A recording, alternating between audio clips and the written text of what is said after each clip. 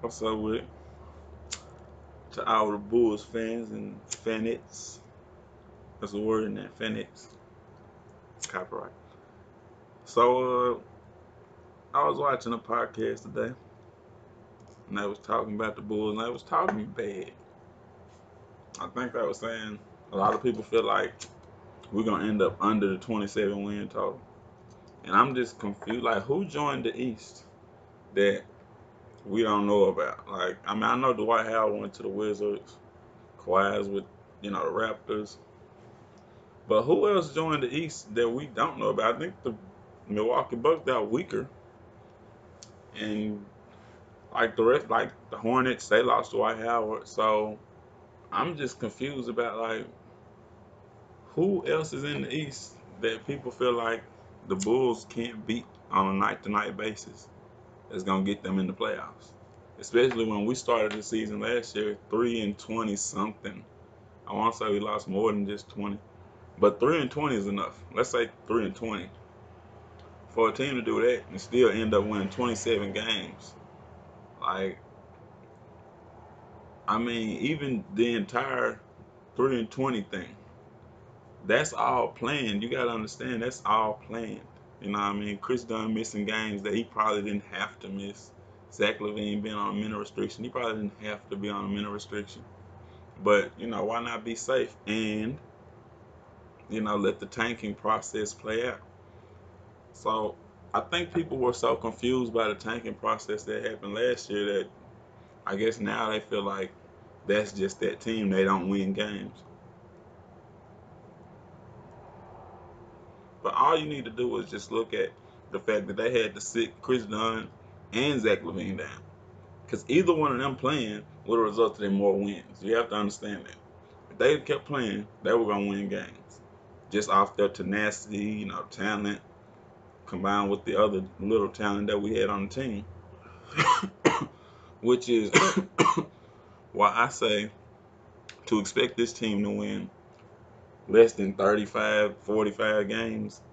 45 in my opinion, but in just general, not like basketball knowledge, 35 games. That's kind of like where are you getting your foundation for that argument? Like what I'm saying. It can't be in that we won 27 games last year because we're a better team this year. Just I mean on paper they're a better team.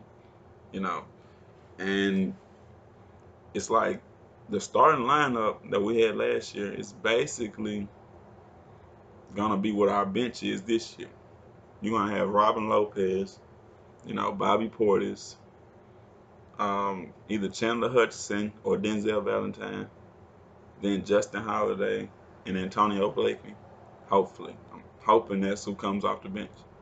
So with that squad, I mean just off the bench, like who's gonna come off the bench for other teams and put up numbers against Bobby Portis and Robin Lopez and these guys because it's a couple other guys that I'm probably leaving out. And it's to the point where it's like the starting lineup ain't bad. Like Chris Dunn can hold his own against any point guard, you ask me. You know what I mean? Defensively, and a lot of some shooting guards. He's like 6'5". So, you know, you got a big tough point guard that's only growing and feels more confident. And he's if you heard him talk, he's talked about the confidence thing. He's talked about just being more confident, especially having a coach that believes in you. And I could tell, Fred Hoiberg lets him do a lot of stuff on the court that lets you know that he believes in Chris Dunn. And I believe in him too. I mean, he hit some big time shots last year. I don't know if you saw him, but there were some games where he took over the game and he hit big time shots. You know what I mean? He made big time plays.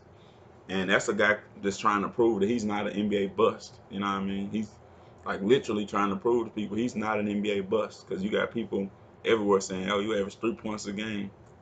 You know what I mean? Like that is something they have to prove.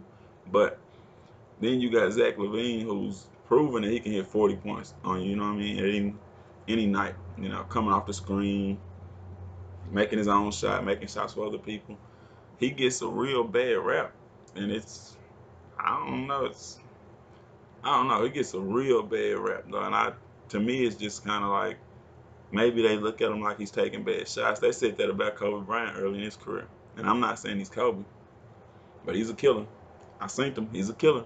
You even seen the last year. You know, when the Timberwolves came to Chicago.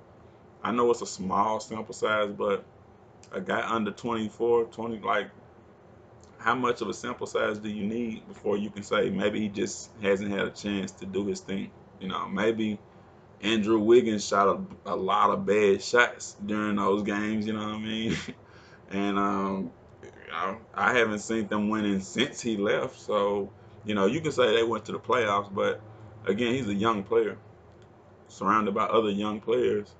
Maybe they just didn't go to the playoffs because everybody didn't click, or maybe he just didn't fit with that group of that collection of talent. You know what I mean?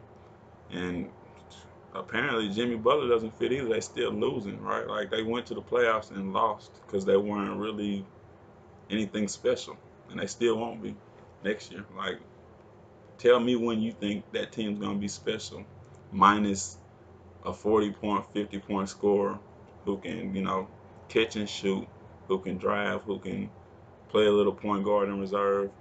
Like, I don't know. Even off the bench, it seems to me Zach LaVine is an add, not a negative, but everybody's got their own opinion, you know. So, moving on, we got Jabari Parker. You know, like, last year was Justin Holiday. I think Jabari Parker's a better shooter than Justin Holiday. I think he's just a more confident player all around. I think he's definitely a better slasher. I don't know if he's better on defense, but I mean, how good is Justin Holiday on defense? I don't know, and I don't care to think about it because he's not known for being a defensive stopper. And when you add Chris Dunn and Wendell Carter, you know, on the front and the back end of your defense, I just feel like a lot of times those weaknesses are going to get overlooked.